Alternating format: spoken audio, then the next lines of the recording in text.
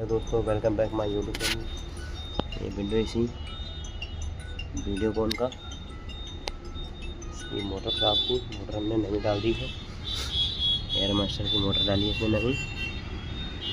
बाकी आप लोगों ने भी पूरी वीडियो देखनी हो मेरी इसकी तो लाइक करें, कमेंट करें और शेयर ज़रूर करें, और आपको इसकी पूरी वीडियो मिल जाएगी कमेंट के साथ। इसकी पुरानी मोटर ख़राब थी। पूरी वीडियो देखने के लिए चैनल को सब्सक्राइब करें। इसकी मोटर कैसे हमने चेंज की और क्या ख़राबी थी इसमें।